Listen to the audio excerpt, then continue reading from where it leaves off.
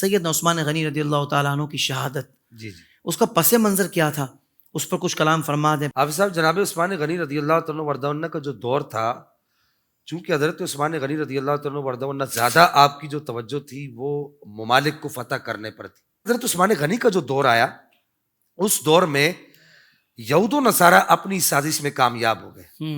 انہوں نے ابتدائی طور پر جو کام کیا وہ یہ کیا، پوری تاریخ اس بات پر گواہ ہے، انہوں نے قرآن پاک کی ایک آیت ہے انما ولیکم اللہ ورسولہ والذین آمنوا، سورہ مائدہ کی آیت ہے، اس آیت کو اپنا ہتھیار بنایا۔ اور اسی طریقے سے سورہ طٰہٰ کی جو آیت رب اشرح لی صدری ویسر لی امری واحلل عقدۃ من لسانی یفقہوا قولی واجعل لی وزیرا من اہلی، اس آیت کو اپنے ہتھیار بنایا۔ یعنی ان دونوں آیتوں کا مفہوم میں اگر آپ کو مرادی معنی اور مفہومی مرادی معنی کر دوں وہ یہ ہے کہ وجعل لی وزیرا من اہلی، کہ اہل میں سے وزیر ہونا چاہیے۔ تو اس کو مد نظر رکھ کر حضرت مولا کائنات مولا علی کرم اللہ تعالی کریم کے بارے میں کہا کہ جی ان کو نبی پاک کا وزیر ہونا چاہیے تھا۔ یہ وہ بنیاد تھی حافظ صاحب، یہ وہ بنیاد تھی جس بنیاد نے اسلام کی جڑوں کو کھوکھلا کیا۔ اور پھر ایک وقت وہ بھی آیا، میں صرف یہاں پر اشارہ دے کے آگے نکلوں اگرچہ اس میں بڑی تفصیل ہے، ایک وقت وہ بھی آیا کہ لوگ حضرت عثمان غنی رضی اللہ تعالیٰ وردہ عنہ کے خلاف پورا پروپیگنڈا تیار کر کے کھڑے ہو گئے، پورا پروپیگنڈا تیار ہوا۔ لیکن اس کے باوجود جب حضرت عثمان غنی کو یہ پتا چلا کہ میرے خلاف پروپیگنڈا ہو رہا ہے، تو آپ نے بڑے زیرک اور دانا لوگوں کو مختلف صوبوں میں بھیجا اور جا کر پوچھا، کہ کہا کہ جا کے لوگوں سے پوچھو کہ میرے جو عمال ہیں، میرے جو گورنر ہیں، وہ میرے عمال سے کسی کو شکایت تو نہیں ہے۔ تو جب یہ لوگ واپس آئے تو واپس آ کر حضرت عثمان غنی رضی اللہ تعالیٰ کو رپورٹ دی کہ آپ کے عمال سے، آپ کے گورنروں سے کسی کو کوئی بھی شکایت نہیں ہے۔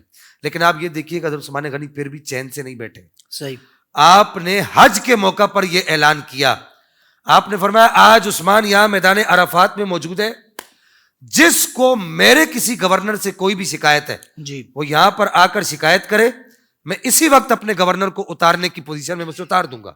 اس طرح کی شورشیں اٹھی تو ایک وقت ایسا بھی آیا، بڑے بڑے صحابہ کے ناموں سے مورے لگا کے خط لکھے گئے مولا علی کو۔ اچھا، مولا علی کو خط لکھے گئے کہ ہم تنگ ہیں، حضرت عثمان کے گورنر یہ کر رہے ہیں، حضرت عثمان کے گورنر یہ کر رہے ہیں۔ المختصر یہ کہ ایک وقت ایسا آیا کہ حضرت مولا کائنات مولا علی کرم اللہ تعالی کریم کے پاس بھی وہ خطوط آئے، حضرت عبد الرحمن بن عوف یا دیگر جو صحابہ، جو بڑے صحابہ اس وقت تھے، ان کے پاس بھی آئے۔ اب موقع یہ ہوا کہ حضرت مولا کائنات کے پاس جب یہ لوگ 12,000 لوگوں کا لشکر، کچھ لوگ مصر سے چلے، کچھ لوگ شام سے چلے، کچھ لوگ عراق سے چلے، 4-4 ہزار لوگ لے کر چلے، حضرت عثمان غنی کو حضرت مولا کائنات کو جو لشکر ملا تو انہوں نے کہا کہ آپ نے خط لکھا تھا کہ اٹھو عثمان کے خلاف جہاد کرو، اس وقت یہ بہت بڑا جہاد ہے۔ تو حضرت مولا کائنات مولا علی کرم اللہ تعالی کریم نے ارشاد فرمایا لاؤ ذرا چٹھی دکھاؤ۔ آپ نے فرمایا کہ یہ تو میری رائٹنگ ہی نہیں، میں کیوں حضرت عثمان غنی رضی اللہ تعالیٰ وردہ عنہ کے خلاف تمہیں ابھاروں گا اور اس کو جہاد قرار دوں گا۔ جب تحقیق کی گئی تو پتہ چلا کہ عبداللہ بن سبا یہودی اور اس کی ٹیم کے لوگوں نے یہ کام کیا تھا۔ حضرت مولا کائنات مولا علی کرم اللہ تعالی کریم نے ان لوگوں کو واپس بھیج دیا، لیکن اسی طرح 4,000 لوگ دوسرے صحابہ کو بھی ملے، 4-4 ہزار کر کے مولا کائنات بے فکر ہو کر تشریف لے گئے۔ لیکن آپ تو یہ سمجھ گئے تھے کہ یار میں نے کہہ دیا، میں نے انکار کر دیا ہے تو یہ لوگ کچھ بھی نہیں کریں گے، لیکن وہ بلوائی پورا ایک محاصرہ کر کے حضرت عثمان غنی رضی اللہ تعالیٰ وردہ عنہ کے گھر کا وہاں پر کھڑے ہو گئے۔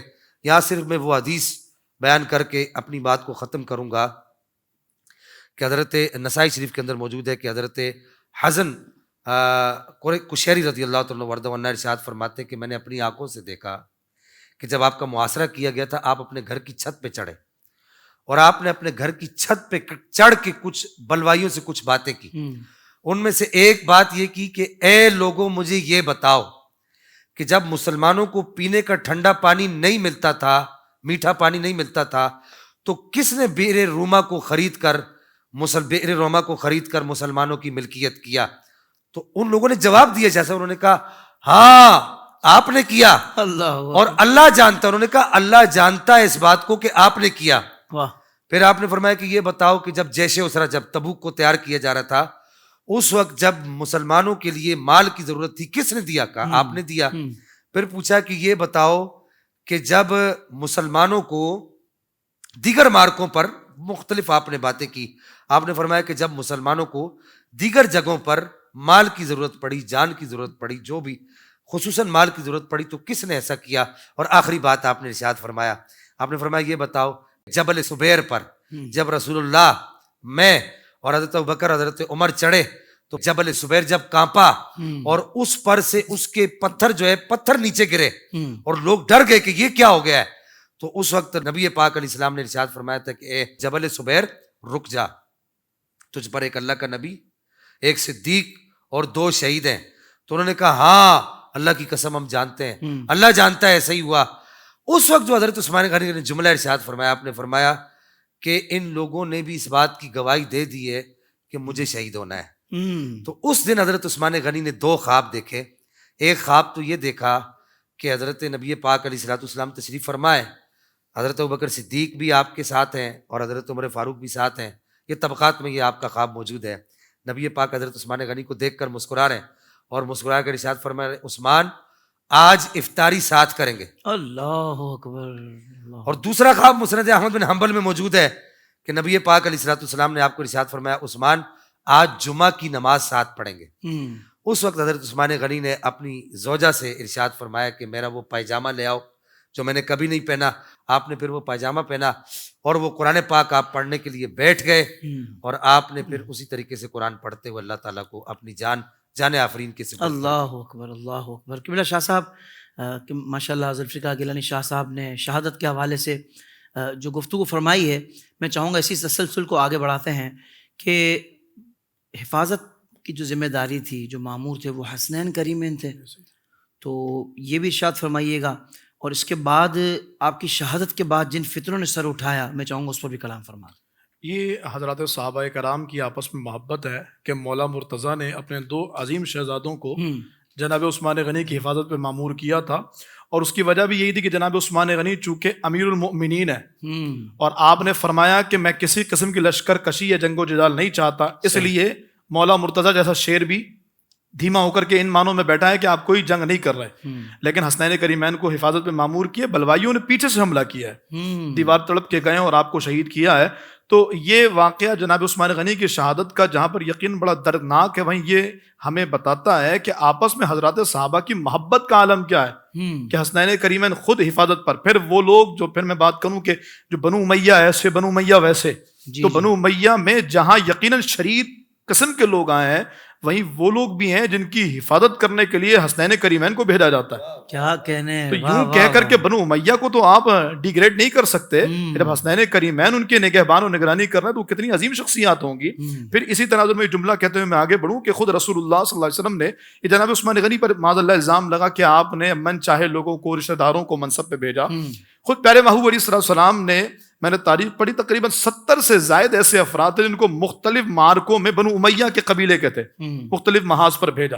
تو وہ قابلیت دیکھ کر فیصلہ ہوتا ہے. جبھی 10 سال میں وہ ترقی کی کہ جناب عمر فاروق اعظم رضی اللہ عنہ کی تمام فتوحات کو آپ نے مکمل کیا. تو جناب عثمان غنی رضی اللہ عنہ کی شہادت یقیناً دردناک ہے, اور میرے محبوب علیہ السلام نے اس کا بتا دیا تھا. قبیلہ بنو مستلق کے لوگ حضور کی بارگاہ میں آئے, عرض کیا رسول اللہ صلی اللہ علیہ وسلم اس بار تو آپ جلوہ نما ہیں, محبوب اگر ہم کبھی آئیں اور آپ تشریف فرما نہ ہوئے, آپ وصال کر گئے ہوں, کس سے ملیں, کس سے بات کریں؟ فرمایا ابو بکر سے کرنا. یا رسول اللہ اگر ابو بکر وصال کر جائیں, فرمایا عمر سے کرنا. یہ ترتیب خلافت بھی بیان ہو رہی ہے. کیا بات ہے. کہ یا رسول اللہ اگر جناب عمر بھی وصال کر جائیں تو میرے محبوب نے فرمایا پھر عثمان سے کرنا. کہ یا رسول اللہ اگر جناب عثمان بھی وصال کر جائیں تو حضور جلال میں آ گئے, فرمایا خبردار اگر میرے عثمان کے ساتھ کسی نے غلط کیا اور عثمان کو اگر کسی نے شہید کیا, اس طرح کے الفاظ مفہوماً میں عرض کر رہا ہوں, تو فرمایا کہ پھر اسلام میں ایک ایسا فتنہ اٹھے گا کہ پھر اس فتنے کو ختم کرنا کسی کے بس کی بات نہیں ہوگی. اور پھر میرے محبوب علیہ السلام نے جابر اس کا بیان کیا. ایک حدیث پاک میں رسول اللہ صلی اللہ علیہ وسلم فرمانے لگے کہ شدید ترین فتنے ہوں گے. صحابہ نے عرض کی یا رسول اللہ اس فتنوں میں کون حق پر ہوگا؟ تو دیکھا کہ ایک شخص اپنے سردی کی وجہ کر اپنے چادر سے اپنے چہرے کو چھپا کر کے جا رہے ہیں. حضور نے فرمایا یہ جو چادر اوڑھنے والا نا یہ اس روز حق پر ہوگا. اب وہ کہتے ہیں کہ میں اس میں تذبذب میں آیا کہ یہ ہے کون, تو میں بھاگا ہوا گیا, میں نے چہرہ دیکھا عثمان تھے, تو میں نے چادر ہٹائی, میں نے کہا یا رسول اللہ کیا یہ حق پر ہوں گے؟ فرمایا ہاں اس دن یہ حق پر ہوگا. اور وہ شدید فتنے جناب عثمان غنی رضی اللہ عنہ کی شہادت کے ہیں.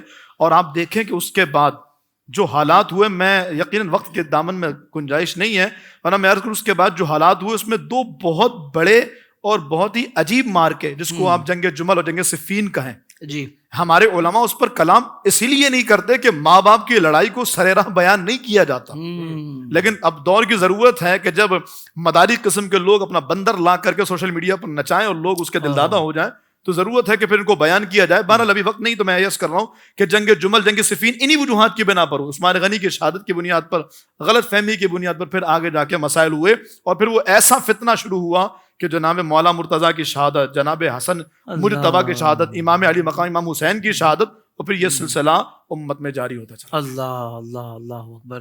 سوشل میڈیا پر اسلام کی صحیح تعلیمات جاننے کے لیے ابھی حافظ سائر قادری کا نیا YouTube channel Islamic digital studio subscribe کر لیں، اور ہاں نوٹیفیکیشن بیل آئیکن کو بھی پریس کر لیں تاکہ ہماری نئی ویڈیوز آپ تک بر وقت پہنچ سکے.